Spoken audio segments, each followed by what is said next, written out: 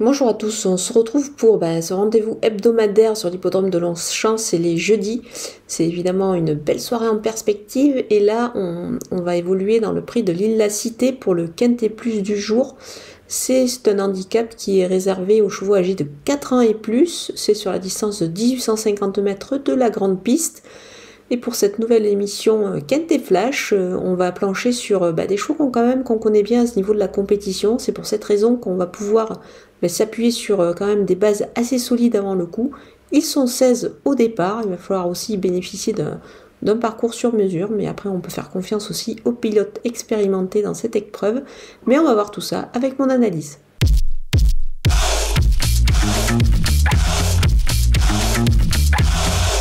Allez, on attaque avec mes bases et le numéro 1, Momaraza. C'est un cheval qui a été longtemps absent, mais qui a depuis repris la compétition. Ça s'est plutôt bien passé pour lui. Dans ce lot et même en 42 de valeur, moi je pense qu'il peut disputer la victoire. Le numéro 4, Sean Caillère, il a pris 4 kilos lors de sa récente victoire. Je pense qu'il a quand même pas mal de marge dans ce genre de catégorie. Alors certes, ces 4 kilos, c'est quand même beaucoup, mais il a les moyens de les encaisser. C'est un cheval qui est sur la montante, donc on va le retenir assez haut. Le numéro 8, tant pis pour eux, on le connaît bien évidemment à ce niveau de la compétition. Il a la pointure, il l'a prouvé à de nombreuses reprises.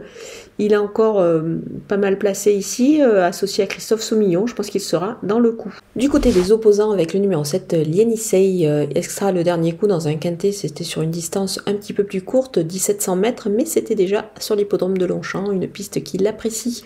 Donc je pense qu'il peut confirmer dans ce lot. Le numéro 2, Thunder Speed, régulier bien placé avec le 2 à la corde, il devrait logiquement jouer un rôle actif dans cette épreuve. Le numéro 12, El Magnifico, on l'aime bien ce cheval, on le connaît surtout très très bien dans cette catégorie-là. Il apprécie particulièrement la piste de Longchamp, c'est pour cette raison que je lui accorde encore un crédit ici. Le numéro 11, Boomerang, il est en forme, il retrouve les handicaps en 36 de valeur, je pense que c'est pas mal du tout. Donc on va le surveiller de très près ici et surtout, il est en grande forme, donc c'est pour cette raison qu'on va le retenir. Mon coup de poker, c'est le numéro 13, Trabuco. La distance est peut-être un petit peu courte pour lui, mais je pense que ça ne devrait pas le déranger. Son entraîneur d'ailleurs pense qu'il sera beaucoup mieux sur cette distance plus réduite. Il s'était montré très allant le dernier coup sur plus long. Donc c'est pour cette raison qu'on va le surveiller de très près. Moi je pense qu'il peut pourquoi pas se mêler à l'embellage final ici.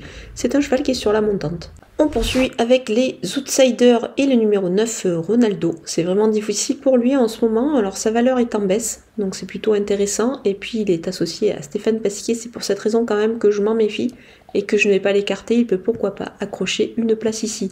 Le numéro 10, Portalis, il gravit les échelons sur l'échelle des poids. C'est au rythme de ses victoires évidemment.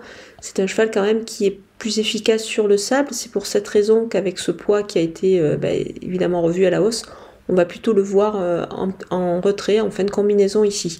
Le numéro 16, Step by Side Bell, il est en forme et il peut profiter comme aussi de son petit poids ici pour pourquoi pas créer une petite surprise. Attention à lui.